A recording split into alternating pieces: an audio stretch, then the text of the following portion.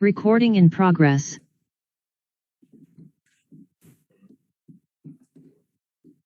Hey Russ, how do you account for that just such a big difference between the 14-0 run to close the second quarter and then the way the third quarter went?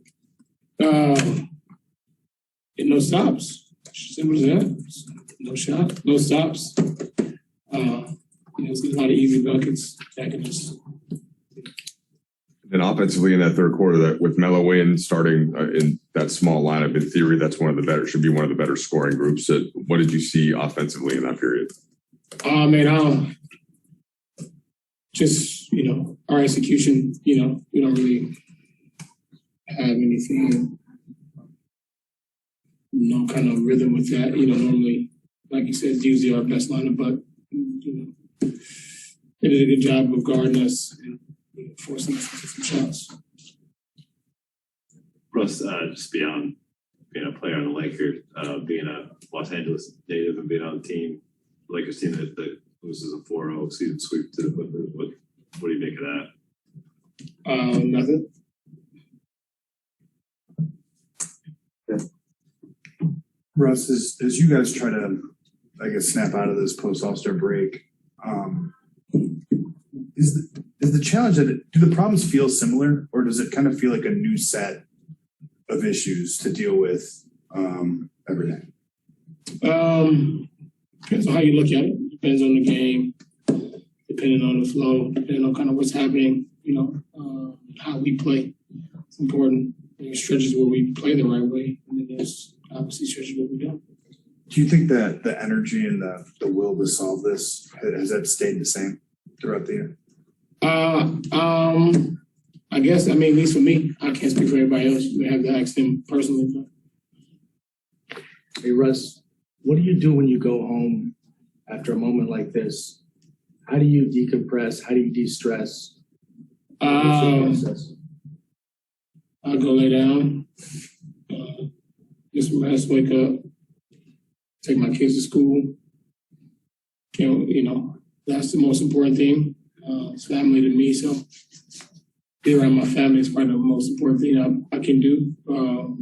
Basketball is fun, but it's a short period of time in your life, so I don't stress out too much about it because my family is probably the most important thing in my life. So that's the way I can able to kind of just decompress and have my focus elsewhere. One more quick follow-up. I'm a reporter for the Times, for the New York Times Style section, and we're doing a piece on Honor the Gift and talking to your folks. I don't know if you got to ask it. Point being, when you talk about other things to look forward to on your mind in the short term, is the other projects you're doing, is that one thing that gives you some pleasure right now and some confidence in the rest of your life?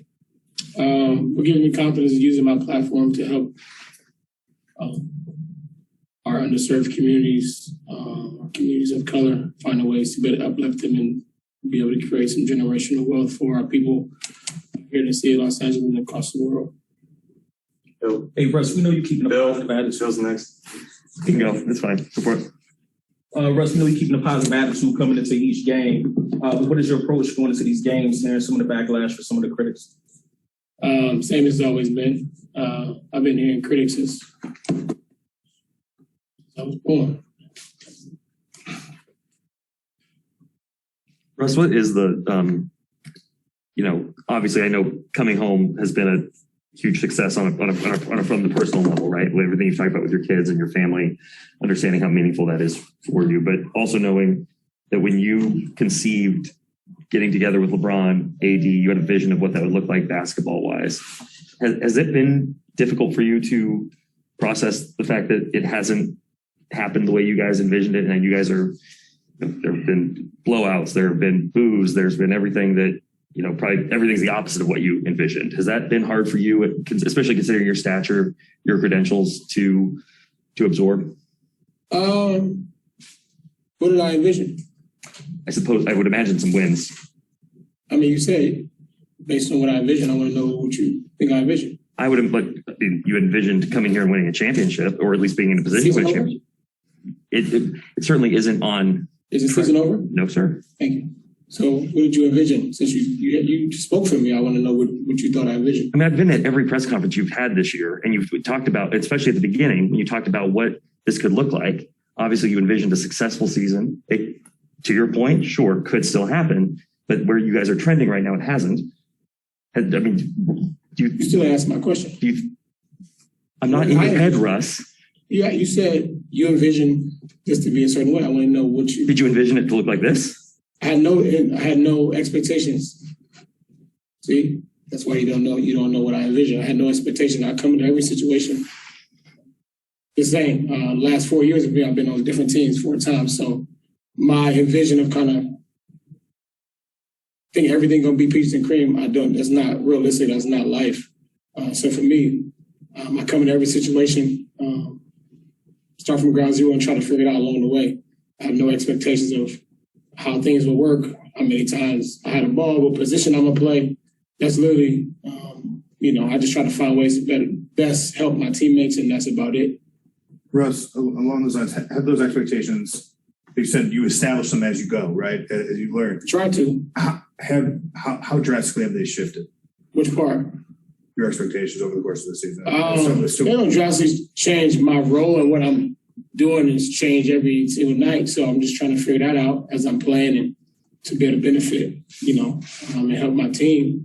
But my expectations are still the same. I'm not a quitter. It's not in my genes. I don't quit regardless of what the hell going on. I'm a fighter to the end. And then if it don't work, that's cool too. I can live with the results. But I'm never going to give up or give in because of a little struggle that's happening, this time of the year. Last question will go to Kyle. Russ, you said before that you don't look at the standings and that the team, at this point in the season, the standings shouldn't matter to the team or, shouldn't be the source of motivation. You guys are pretty close to dropping out of the play-in.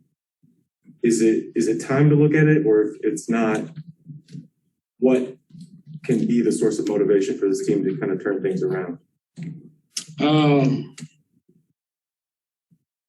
Right now, just take it one day at a time. You try to find ways to be able to put one win together, one possession together, half, quarter. It's as simple as that. You slowly chip away. And that's it. Thank you, Russ. Yeah.